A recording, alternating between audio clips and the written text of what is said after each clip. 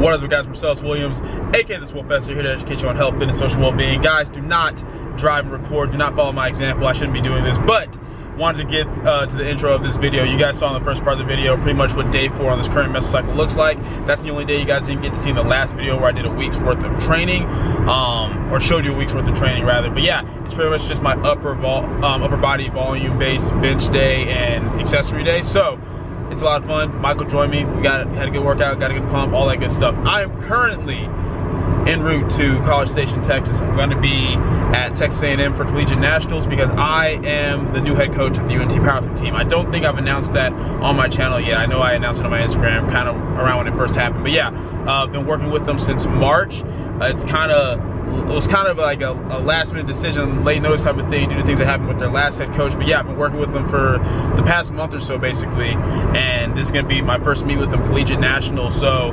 obviously I'm really looking forward to after this meet, because then I get to have way more time with them as far as working on technique, programming, learning how each athlete works individually. But as far as fast progression goes, I'm excited for this meet, guys. I'm really excited to see how everybody does, because we've actually put in quite a bit of work in the short amount of time that we've had, building upon kind of where, you know, the previous coach left off, working on what technique changes that we could this late in the game, giving them their peaking programs and everything like that. And I honestly feel like things are actually going to go really well, and just makes me more excited for the future working with them long term. So definitely excited about that. I want to share that with you guys. I'm just going to be taking you guys with me, showing you some clips here and there, some highlights of it. I think I know Mark is actually doing like a pretty dope edit for like the meet itself. It's probably gonna be out before the time this video is out, so I'll have it linked in the description down below. But just showing you guys some highlights, taking you through it a little bit, just because, like I said, you guys know I like to take you on little special trips. That's the only time I really do any type of vlogging, and I've never been to Collegiate Nationals. I didn't go when I was in college, when I first started powerlifting, just because I did not have the time to, between, like, you know,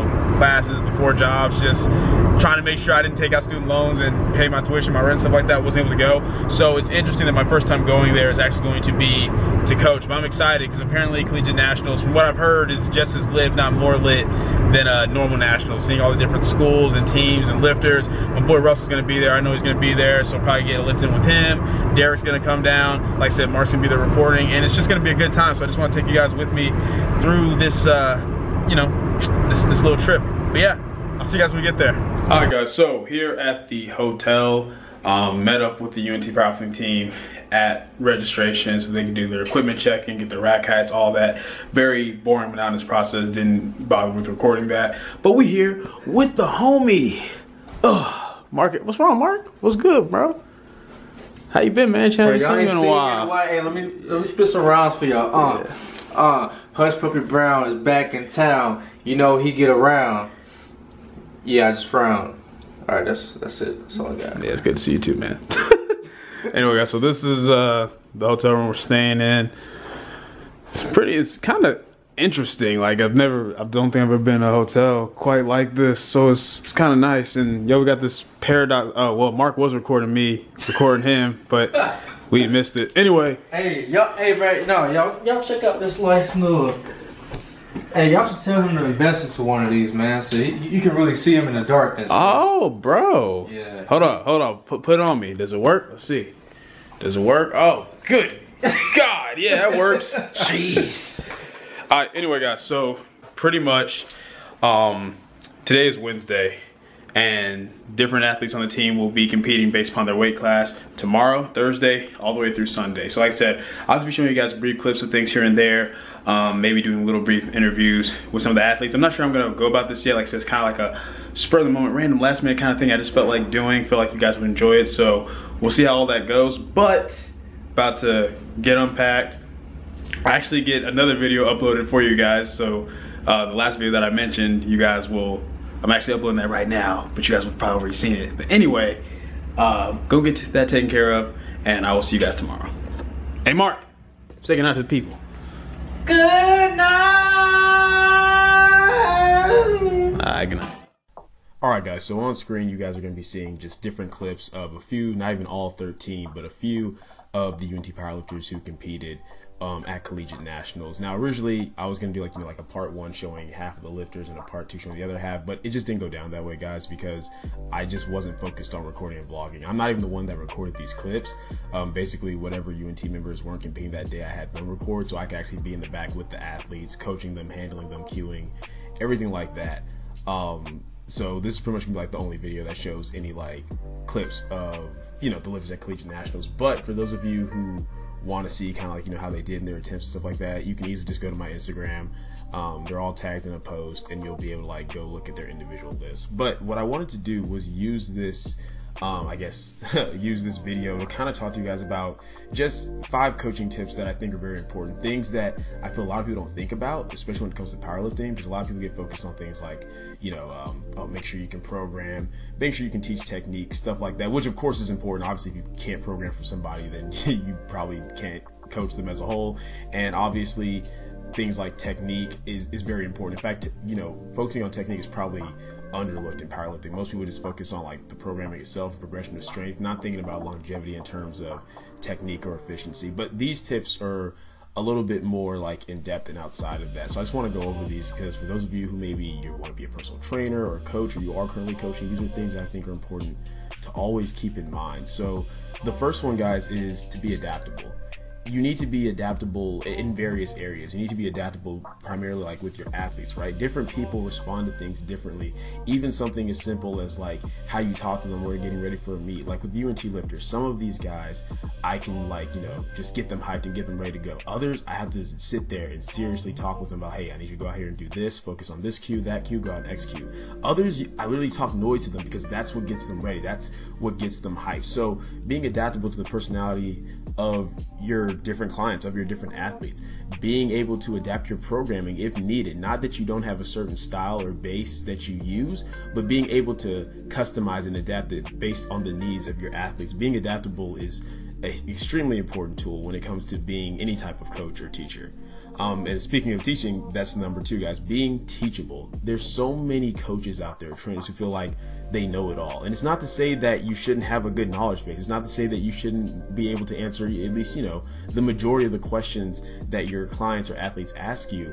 But it's important to always be wanting to learn more, to always be seeking more knowledge, to always try to seek those who do know more than you. That's why a lot of the best coaches have coaches themselves. That's why I have a coach. That's why I sought Brendan out as a coach. Brendan himself has a coach, because we're both always trying to learn, always trying to get better. So you need to be teachable, because so long as you keep learning, you'll always have more to show and teach your athletes. So I think that's extremely important. Once again, overlooked. A lot of people get caught up in their own style or caught up in their own beliefs, and they don't want to adapt. They don't want to learn new things, or they're so closed-minded to anything that goes against how they've been doing things for a long time. And it's not that the way you're doing things doesn't work, but it shouldn't be, oh, if it's not broken, don't fix it. It should be, is there any way I can improve upon this, build upon this?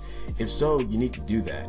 The next thing, guys, is to make sure that you practice what you preach. There's nothing that I find more frustrating than people that just have head knowledge. Don't get me wrong, you guys know I say all the time, validity of information is based upon the information itself, not who it comes from. So even if somebody who doesn't practice what they preach is stating a fact, it's still a fact. But it's a lot easier for you to be able to relate to your athletes, relate to your clients, and for them to trust you if you've actually gone through the process that you're trying to put them through, if you've actually gone through and put in the work and seen the results for yourself before you try to get other people to do that. I feel like that's so important and something that people really just generally don't think about often. And it's unfortunate that you have so many people, like, you know, who want to tell you, hey, do this. This is the best way to lose weight. This is the best way to build strength, when they've not done it themselves. It's, once again, not to say that what they're telling you is wrong, but it's just really hard to take that seriously.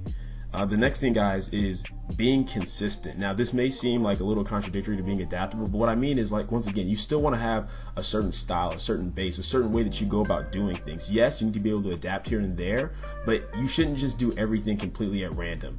There should be a certain flow, a certain pattern to how you do things, because consistency is going to get you results, right? If you're constantly changing up how you're doing your programming from month to month, if you're constantly changing up the cues you're giving your athlete for the same movement from month to month, instead of building upon, you know, a consistent basis, that's not going to be the most beneficial thing for them. Like, it's going to be hard for them to follow what you're doing, and it's going to be hard for you to keep yourself organized with what you're doing.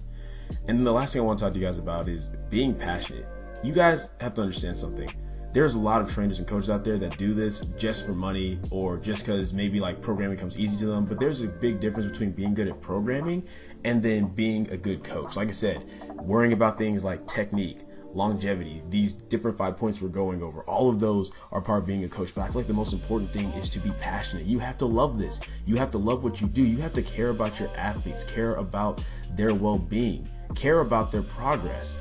Because if you don't, then you're never going to stay focused on doing what's optimal for them. You're just going to do what's easy or convenient for you as the coach without really thinking about what's going to be best for them. This takes work, but if you're passionate about it and if you love what you do, then it's always worth it. And I've never had any doubt that I love this, but after spending 4 days just with this team, as stressful as it was, you know, handling 13 different athletes over 4 days, no one can ever tell me that I don't love this, because it was worth it to go out there and see them all kill it as far as PRs, going 9 for 9, and just doing things that they've never done before on the platform. So I love what I do, and if you don't love this, then I strongly suggest you find something else. But yeah, guys, just wanted to kind of talk about that really briefly. Those are my 5 coaching tips that I think a lot of people don't think about.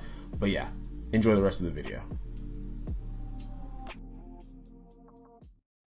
Alright guys, so you guys pretty much seen meet footage from yesterday and then today, so I'm probably gonna close this part out right here and then show you guys Saturday and Sunday in the following video. But man, I'm just super proud of the team so far. They performed very well. Josh killed it, Jackie killed it, Tango, Devin, Z, excuse me, Nick, they all just killed it. PRs all around, and to like see the progression that they've made thus far in like the few weeks that I've been working with them, and the fact that they've been very receptive of kind of the fast progression programming that we've had to do leading up into this meet, and being very receptive like just different technical changes, to see the improvements just in these few weeks makes me really excited to see where they're going to be, like, you know, by their next meet when we actually have months to work on different things like technique, individualized programming, so on and so forth. So yeah, really proud of you guys. If you were watching this, which I expect you to be watching this, then yeah, really happy for you guys. It's been hyped, it's been cool, but your boy is tired, so we're gonna end this video right here now.